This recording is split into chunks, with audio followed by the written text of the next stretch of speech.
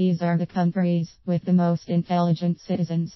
Singapore, South Korea, Japan, Italy, China, the Netherlands, Iceland and Mongolia are at the top of the list of countries with the highest IQ. The list is based on 3-year-old data gathered by the British psychologist Richard Lynn, Finnish political scientist Tatu Vanhanen, who has analyzed IQ studies from across 113 countries, and Dutch psychologist Jelle Wickerts. This is the bombastic headline and beginning of an article published on the Croatian portal of the Vasangelis newspaper. The journalist who wrote that pamphlet should be confronted with the question about what human intelligence as a free individual really is, and before he answers it he should look at the man in the mirror. My advice to that pen pusher would be to watch the excellent Charlie Rose talk show and to closely listen to the great philosophers, artists, scientists and journalists, and to learn, but learn in a way that actually leaves you with a certain degree of knowledge. Then perhaps he would be able to answer the question, including those she mentioned in her pamphlet.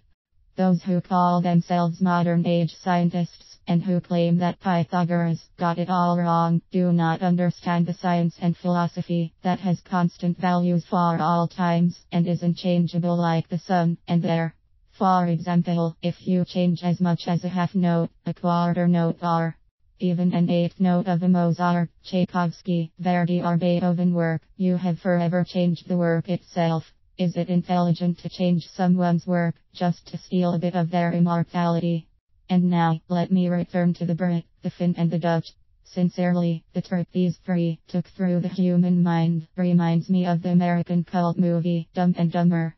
So which intelligence would you call the more intelligent one, emotional or rational? Which one can do more for society?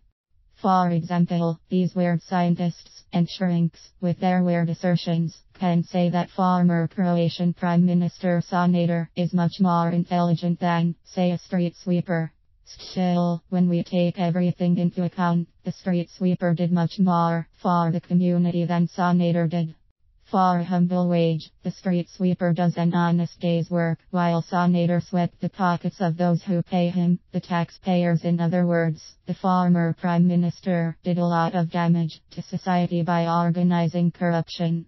In Croatia, as in the whole world, we can name countless similar examples that prove this, and I mean those countries that would be put on the top of the list by these weirdos. It is interesting to see that Americans were ranked far behind China and Mongolia.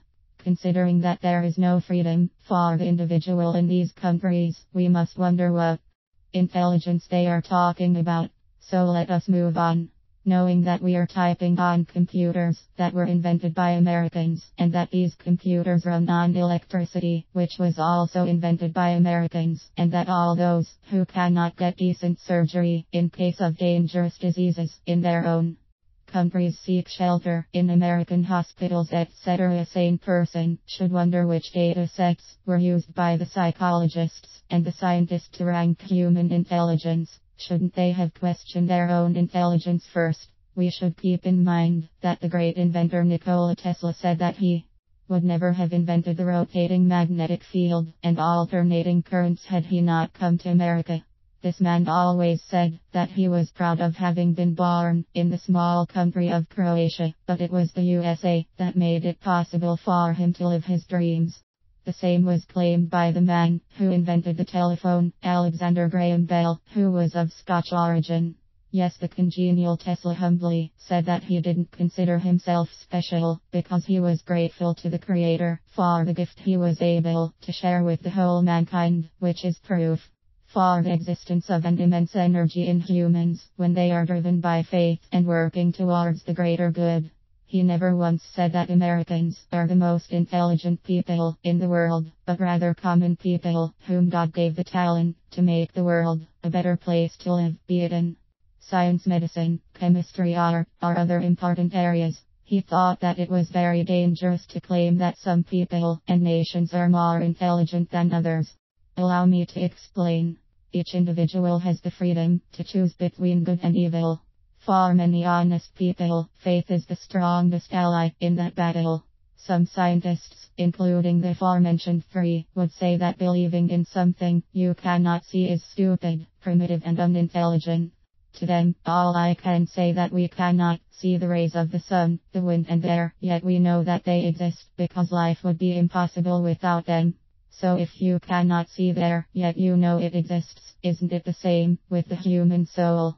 You can't see the soul, but you know it exists because it makes humans emotional, and emotions conceive joy, sorrow, yearning, compassion, consciousness, conscience, kindness, love. Some scientists and shrinks would say that the more a person controls their emotions, the more intelligent they become. My message to these is that the moment you become the master of your emotions, you have lost them forever. They don't say for nothing that whenever you are in a horrible dilemma, you should listen to your heart. Write down the thoughts of the moment. Those that come in so far are commonly the most valuable. Francis Bacon. Helping society and community gives you boundless energy. In other words, when the noble idea of creating value for the greater good instead just for oneself is born in a person's subconscious, then boundless energy is created in that person's mind.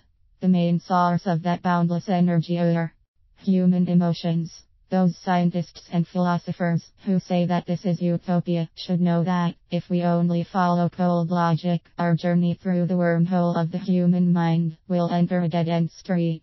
Right now, I don't want to write about the neurons within the brain, without which we wouldn't even be able to think or talk. All I want is to mention that the moment emotions die, the neurons die with them. Or vice versa. In other words, if we know that neurons are linked to dreams as time capsules, we reach the conclusion that the human mind is a universe in itself, and every human stem cell and somatic nucleus is a planet in that universe. What does it tell us?